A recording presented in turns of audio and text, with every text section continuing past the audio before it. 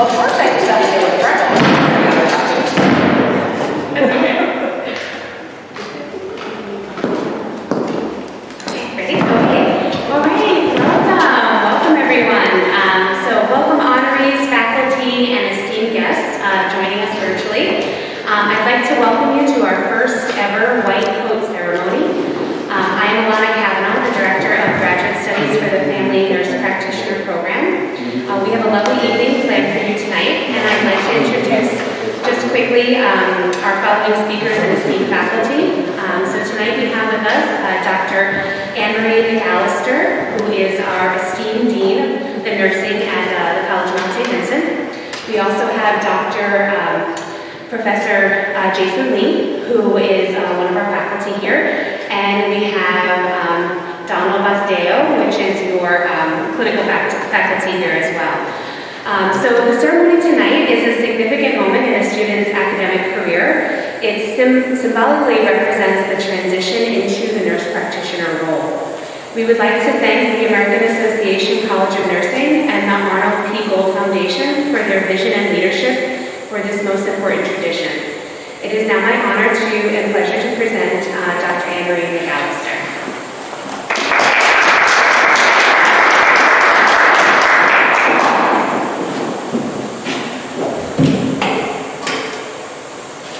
So good evening, everyone. It's great to see you here.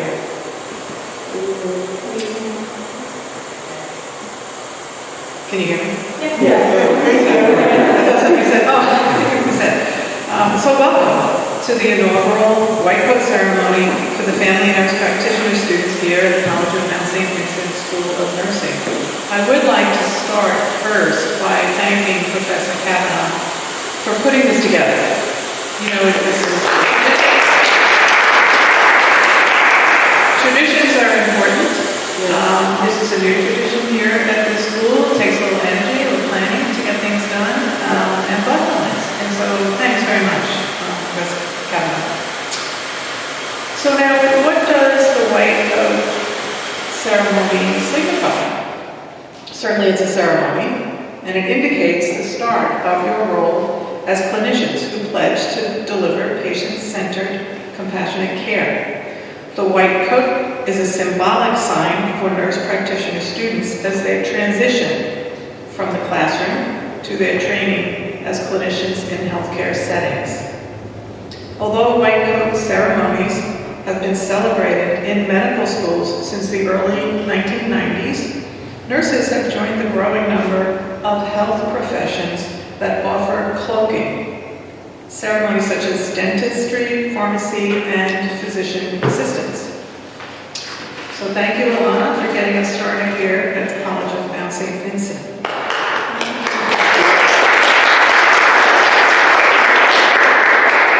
So I want to talk to you a little bit about the history of the nurse practitioner movement in the United States. I am a nurse historian. My research and my doctoral work was about the history of nursing education. And so I just wanted to, we don't really study nursing history in any of our courses, so I'm not sure how much you know about the nurse practitioner movement.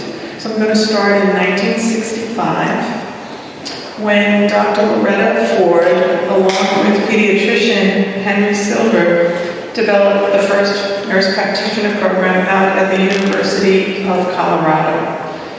Dr. Ford is known as the mother of the nurse practitioner program movement.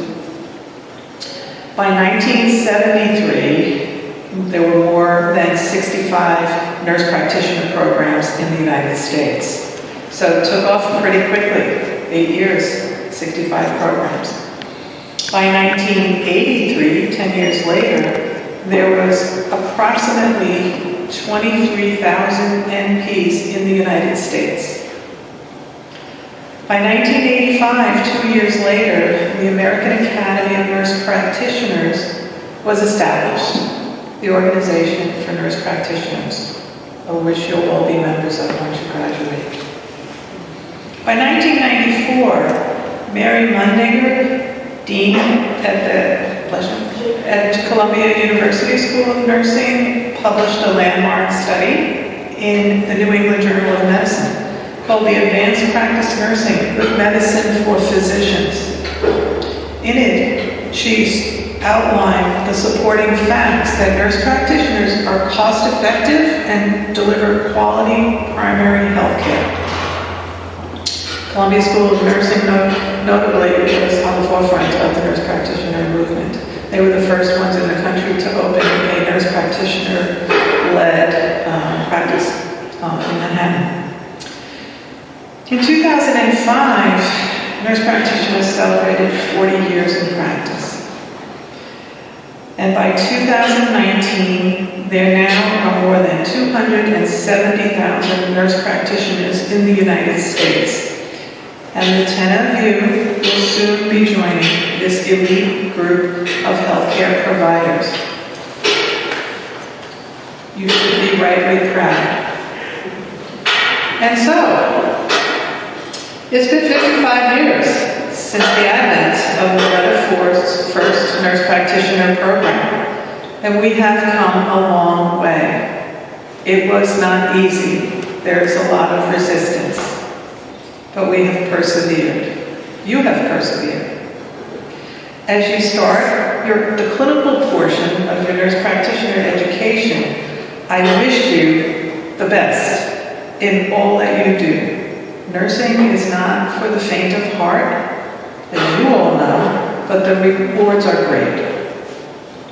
This ceremony marks the beginning of a lifelong professional journey as an advanced practice nurse, and the white coat serves as a daily reminder of the commitment nurse practitioners make to provide humanistic and patient-centered care.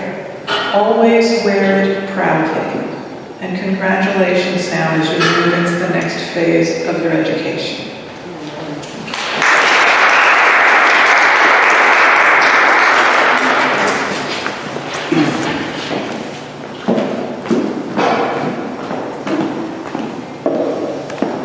Hello everyone, I'm Richard Lennon, the President and CEO of the Arnold P. Gold Foundation.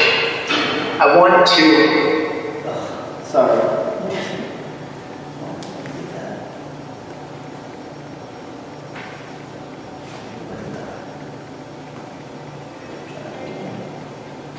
Hello everyone, I'm Richard Lennon, the President and CEO of the Arnold P. Gold Foundation. I want to greet all of you who are starting your nursing careers or the clinical rotations in your nursing school, and congratulate you on your courage in this time of COVID.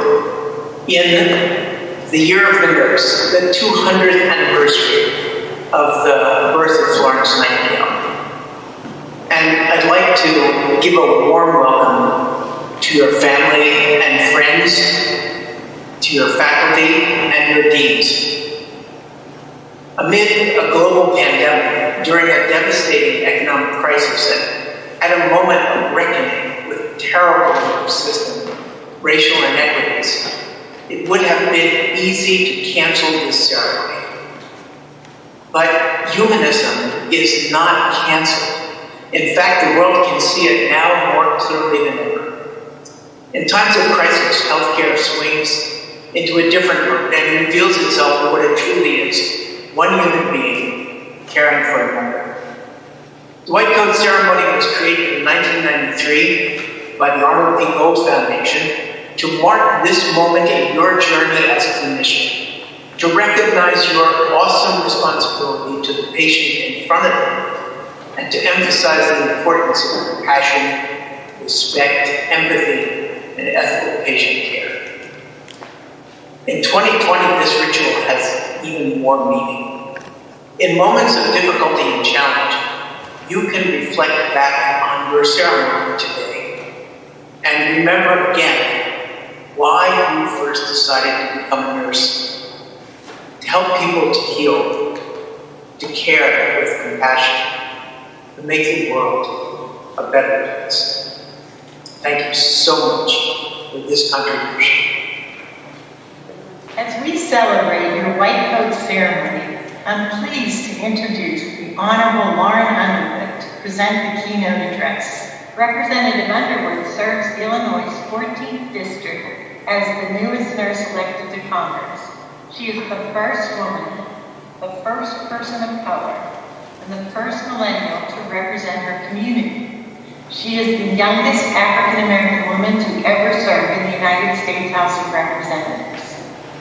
Prior to her election, Congresswoman Underwood served as a senior advisor at the United States Department of Health and Human Services, working to help implement the Affordable Care Act, as well as prevent, prepare for, and respond to disasters, bioterror threats, and public health emergencies. Representative Underwood is also a former AACN intern, who as a graduate student at Johns Hopkins University expressed a strong desire to serve in Congress someday. In less than 10 years, she has made that dream a reality. Representative Underwood is a strong, steadfast champion of nurses and the nation. She is a vibrant voice for compassion and humanism in healthcare, which is the heart of this ceremony and your work as future nurses. We are proud to have the Congresswoman join us for this momentous occasion and serve as an inspiration as you take your first steps to becoming a nurse. Congratulations, and please welcome Congresswoman Lauren Underwood. Hi everybody, I'm Lauren Underwood. I represent Illinois' 14th Congressional District, and I'm a proud nurse. Thank you for the honor of addressing you on the day of this critical milestone. I'm so glad to be able to celebrate with you. I'd like to thank the American Association of Colleges of Nursing and the Arnold P. Gold Foundation for coordinating this virtual ceremony and providing an opportunity for all of us to reflect on what brought you to this point in your professional formation. I completed my BSN at the University of Michigan, and it doesn't seem like that long ago that I completed my MSN and PH at the Johns Hopkins School of Nursing. I started at Hopkins at the age of 21, the youngest member of my class. I was ambitious, excited, and ready to chase after opportunities with an open heart and mind. I started my master's program in the summer of 2008, just months before the onset of the Great Recession. I was living a block away from my school in an unfamiliar, low-income African-American community. The rapid economic downturn illuminated the poverty in the East Baltimore community I was living in and the inequality in our nation's healthcare system. The recession also accelerated the urgent sense of purpose I felt to pursue my work on health disparities. I quickly accepted a job as a research fellow at the National Institutes of Health Clinical Center, where I worked with nurse researchers to better understand clinical trial participation among minority patients in an effort to tackle that long-standing equity issue. I later worked as a research nurse on another health disparities study. And in my coursework, I focused on improving African American birth outcomes, examining infant mortality and preterm birth rates, and evaluating policy interventions like expanding Medicaid and funding nursing education. It was little more than a decade ago, in 2009, when I graduated from Hopkins. At the time, more than 40 million Americans lacked health insurance, and I saw a transformative opportunity in the Affordable Care Act to increase access to care and improve the health of the American people. I'm so grateful I had a chance to work on the Affordable Care Act implementation in the Obama administration after graduation. My commitment to ending disparities in maternal child health outcomes continued in the administration, where I later worked to advance equity with the White House Council for Women and Girls. As I was serving out the last few days of the Obama administration, a classmate and good friend of mine from my MSN MPH program, Shalon Irving, gave birth to her beautiful daughter, Soleil.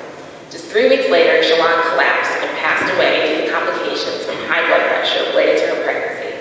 She was just 36 years old. Shalon was an epidemiologist at the Centers for Disease Control and Prevention, where she worked to investigate and eliminate health disparities.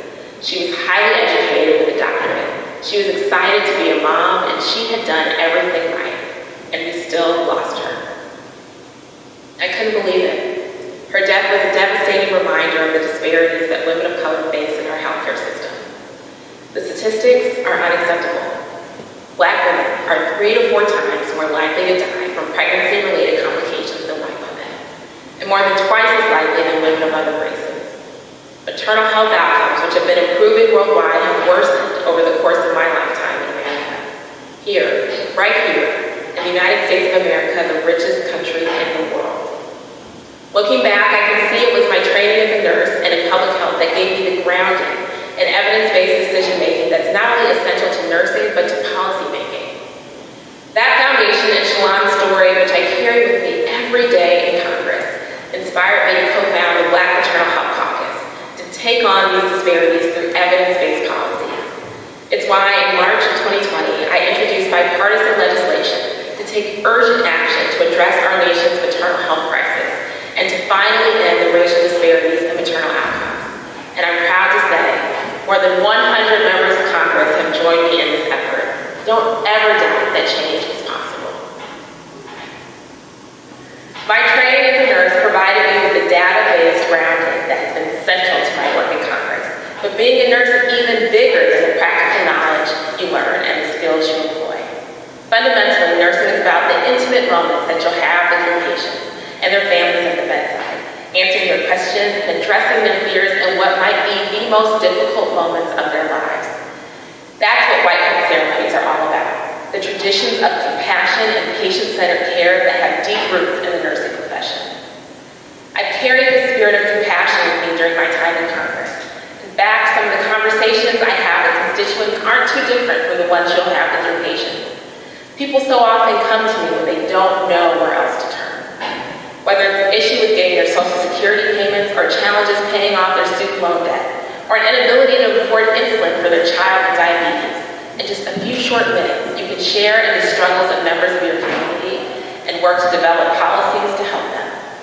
My hope for you as you begin your careers is that the spirit of compassion and service that drew you into nursing will stay with you and carry you through the hard days. And as our nation has seen through this pandemic, there will undoubtedly be hard days. But your passion for helping others, particularly the most vulnerable, is a light that will help you see in the dark. And when days are long and you feel tired or sad or worn out, remember that there are patients who look at you as their reason for hope. Also remember to take care of yourselves and look out for your fellow nurses on the front line. When so many others depend on you, it's especially important that you're getting the support that you need. Because let's face it, our nation can't afford to lose you, not only for the clinical expertise that you'll display every day in the patient, but in the wide range of ways that you'll be able to be change agents in your communities. Nurses are making a difference as clinicians, researchers, policy advocates, faculty members, and yes, even as members of Congress. Whether you'll be making breakthrough scientific discoveries or leading an advocacy campaign to push for access to affordable health care, your nursing background will prepare you for a career dedicated to promoting the health and well-being of your neighbors and our nation. You might be remembered by a mom as the person who saved her son's life, or a dad who watched his daughter's face light up every time he walked into her hospital room. You might be remembered by the elderly patient who doesn't receive visitors but knows you as a friend. You might be remembered for the important paper you published in an academic journal that advances our understanding of the impacts of air pollution on childhood asthma.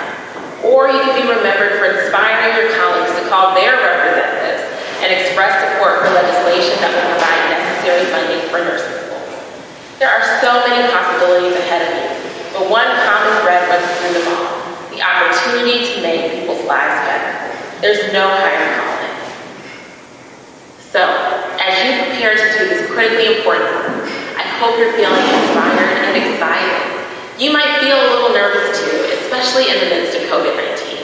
But as nurses are desperately needed on the front lines of this public health crisis, you will continue to be needed long after the pandemic. There are urgent challenges that must be confronted, from the disparities that exist throughout our healthcare system to the unacceptable barrier of costly, unaffordable care that hurts millions of Americans every year. There's a lot of work ahead, but for now, I hope you can celebrate this exciting milestone. Know that your families, friends, and classmates and faculty will be there for you every step of this journey. I'm so proud of you, and I can't wait to see you change the world. Congratulations, and remember to take good care of yourself.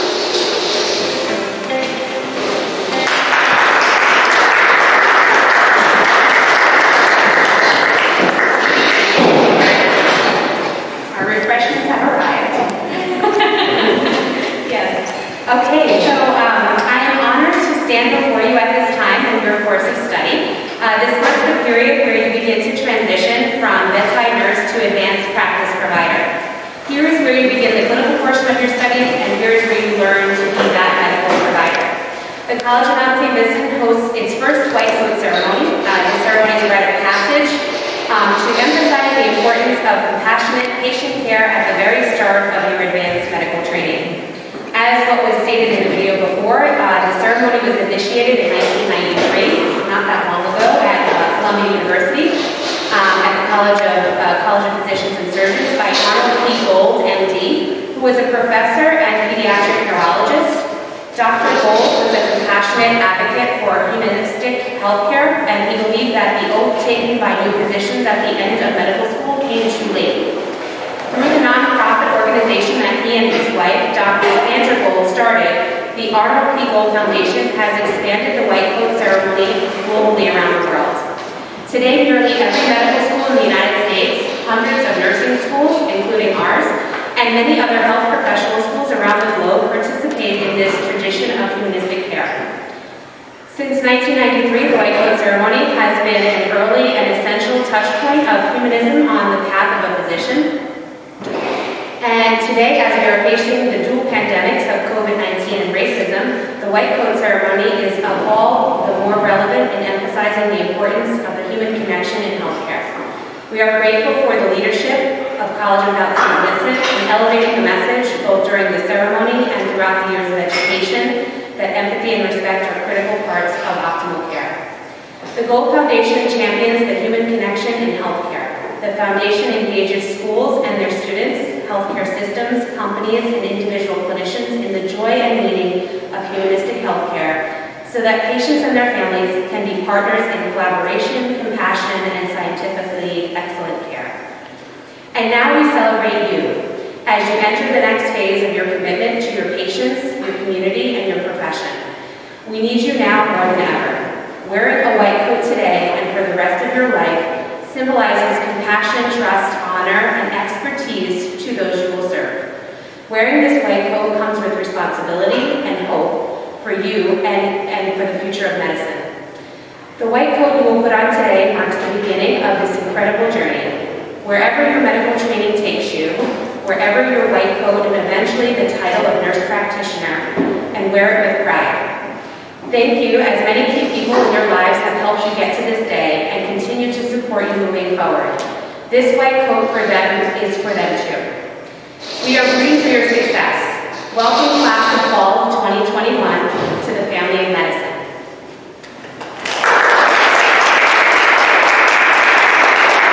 So we will now call each of you up to down a white coat. So if you have anything on top, you can take that off. I'll down the white coat, and then I'll have you line up on the right side, and then we'll all take the oath together.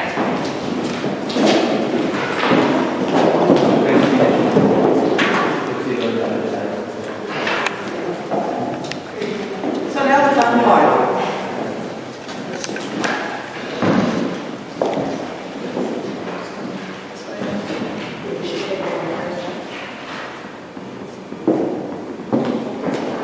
Okay, we're going to start with Amber Campbell.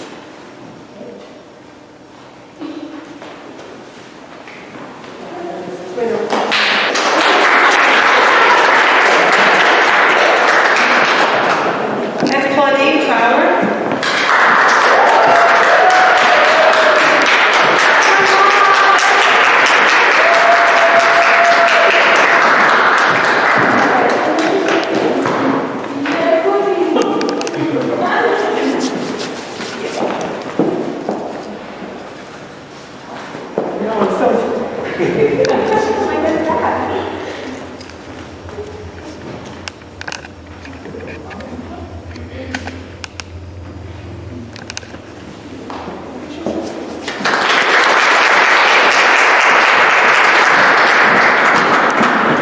Lenora Jackson.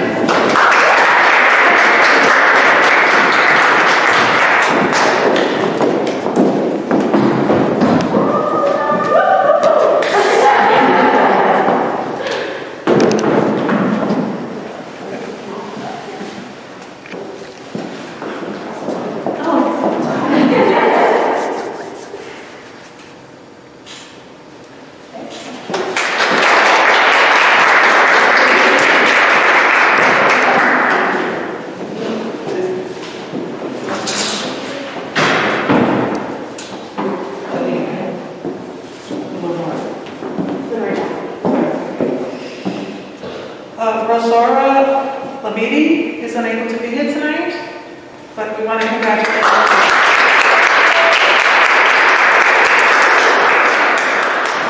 And Betty Silgenstedt also cannot be here tonight. We want to congratulate her.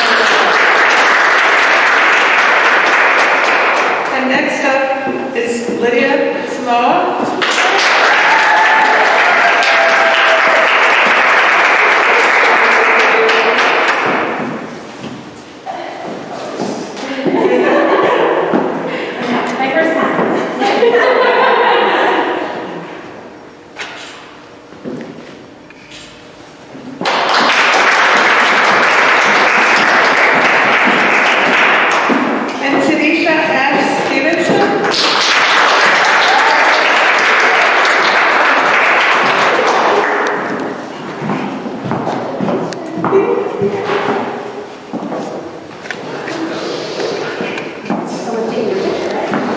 Donald, I'm not putting my picture down.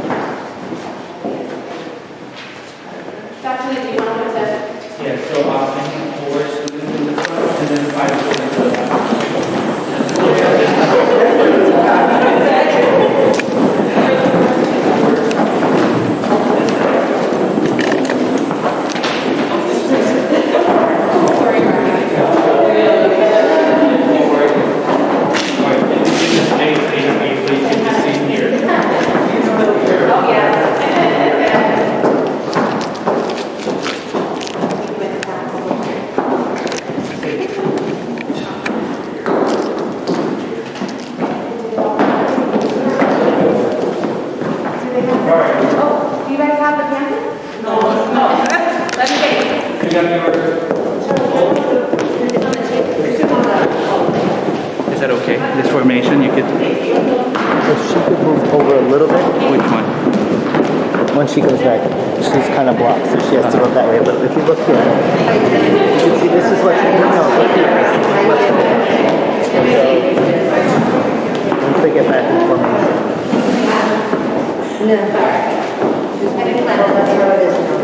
Okay. Is that okay?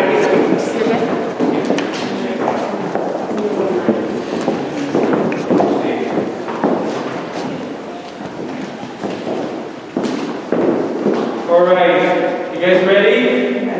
Yes, let's do this. All right, we all go together, right hand. The word solemnly, okay? All right, let's go. I do solemnly vow to that which I value and hold most dear, that I will honor the profession of medicine, be just and generous to its members, and help sustain them in their service to humanity. That just as I have learned from those who precede me, so will I instruct those who follow me in the science and art of medicine. That I will recognize the limits of my knowledge and pursue my lifelong learning to better care for the sick and to prevent illness. That I will seek the counsel of others when they are more experts, so as to fulfill my obligation to those who are entrusted to my care. That I will not withdraw from my patients if there is time in me. That I will lead my life and practice my art with integrity and honor, using my power wisely. That whatsoever I shall see and hear of the lives of my patients, that is not permitted to be spoken, I will keep in confidence.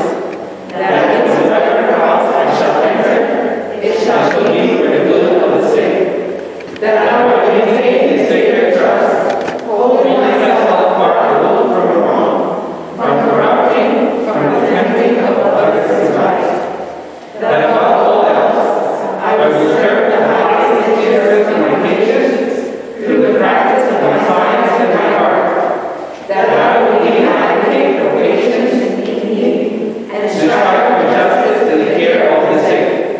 I now turn to my calling, promising to preserve its finest traditions with the reward of a long experience in the joy of healing. I make this vow freely and on my honor. Congratulations.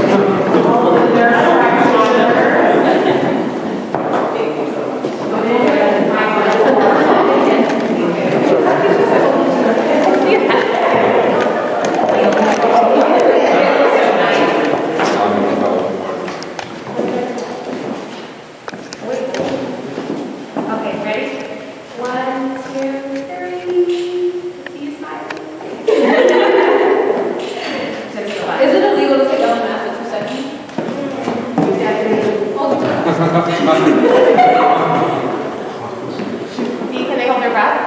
Please. Just don't post it. Don't post it. If you're taking your mask, don't post it. Personal. Meanwhile, it's extra.